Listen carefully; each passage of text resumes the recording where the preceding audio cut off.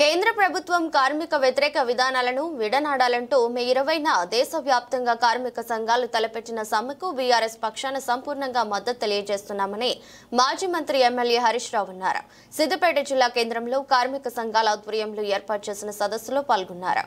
ఈ సందర్భంగా మాట్లాడుతూ కార్మికుల శ్రమ చెమట చుక్కలు లేకపోతే ఈ ప్రపంచమే నడవడదని అన్నారు. కేంద్ర ప్రభుత్వ కార్మిక వ్యతిరేక విధానాలకు నిరసనగా వచ్చే నెల మే 20వ తేదీన దేశవ్యాప్తంగా జరపదలపెట్టిన సమ్మెకు బీఆర్ఎస్ పార్టీ తరఫున సంపూర్ణమైన మద్దతు తెలియజేస్తా ఉన్నాం. ఈ ప్రపంచమైనా ఈ దేశమైనా నడుస్తుంది అంటే కార్మికుల చెమట చుక్కల్లో నుంచి నడుస్తాం. మరి అలాంటి కార్మికుల విషయంలో కేంద్ర ప్రభుత్వం యొక్క వైఖరి చాలా దుర్మార్గంగా ఉంది. కార్మికుల గొంతు నొక్కే విధంగా ఉంది.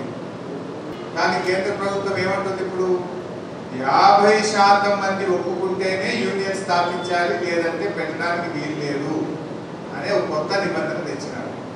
యూనియనే లేకపోతే ప్రశ్నించే గొంతు ఉంటుందా?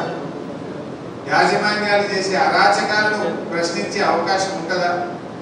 అంటే ఈ కేంద్ర ప్రభుత్వం కార్మికుల గొంతు నొక్కే ప్రయత్నం చేస్తుంది. మొదటి నుంచి కూడా బీజేపీ ప్రభుత్వం ఎప్పుడు కూడా అది కార్మిక వ్యతిరేక ప్రభుత్వం, బడాబాబుల పార్టీ అది, పారిశ్రామికవేత్తల పార్టీ అది. 11 ఏళ్ల బీజేపీ పాలనలో ఈ దేశంలో ఉండే బడా కంపెనీలు, పారిశ్రామికవేత్తలు వేల కోట్ల రూపాయలు బ్యాంకులలో ప్రజాధనాన్ని లూటీ చేసి అప్పులు తీసుకొని అప్పులు ఎగబెడితే బడాబాబులకు బడా పారిశ్రామికవేత్తలకు 16,50,000 కోట్లు మాఫీ చేసింది బీజేపీ ప్రభుత్వం. కార్మికులకు 16,000 జీతం ఇవ్వమంటే వీళ్ళకి మనసు రాదు.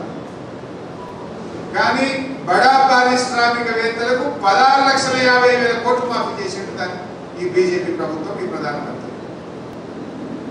అరే రైతులకు కూడా మాఫీ చేయమంటే మనసు రాదు. కార్మికుల పిల్లల్ని చదివించడానికో, కార్మికుల ఉద్యోగ భద్రత కల్పించడానికో, కార్మికులకు ఆరోగ్య భద్రత కల్పించడానికో, కార్మికులకు మరి వేతనాన్ని, కనీస వేతనాన్ని అమలు చేయడానికి ఈ బీజేపీ ప్రభుత్వానికి మనసు రాదు.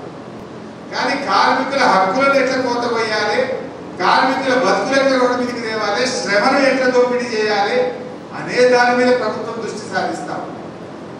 అనేక నల్ల చట్టాలు, రైతులకు వ్యతిరేకంగా 3 నల్ల చట్టాలు తెచ్చి రైతుల ఉసురు పోసుకున్నది ఇదే బీజేపీ పార్టీ.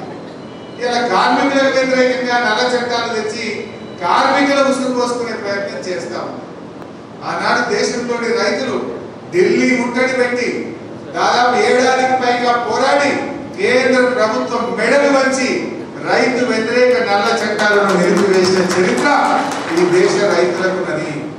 అదేవిధంగా ఇలా కార్మిక సంఘాలు ఒక బీజేపీ సంఘం తప్ప ఈ దేశంలోని అన్ని కార్మిక సంఘాలు ఒక తాటి మీదకి వచ్చి కార్మికుల హక్కులకు ఒక గొంతుకై పోరాటానికి మొదలుకొచ్చారు.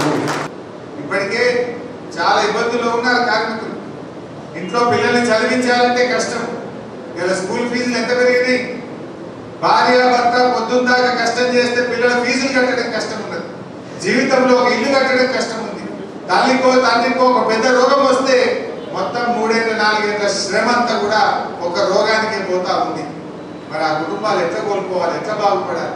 నీ ఈఎస్ఐ పనిచేయదా, నీ పిఎఫ్ రాదా, నీ ఈఎస్ఐ దావకుండా సగం మందికి కార్డులు లేవా.